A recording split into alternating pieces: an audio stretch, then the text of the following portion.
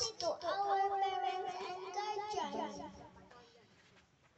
On this day of our graduation, we feel so honored and blessed to have you as our parents, guardians in the world.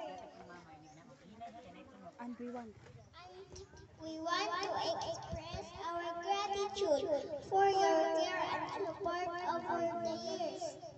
Thank you for instilling in us with a strong passion for learning and for doing everything possible to put us on the path of success.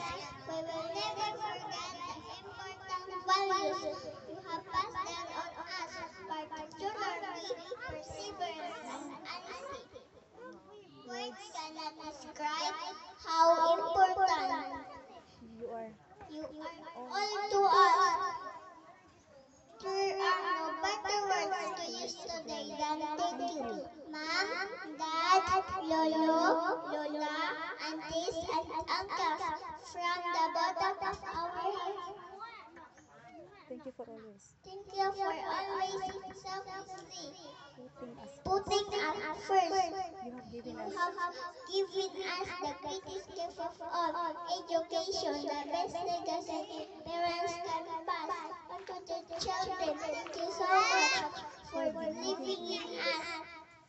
you are all the You best are all the best parents, guardians in the world. And we owe you this early success. We love you.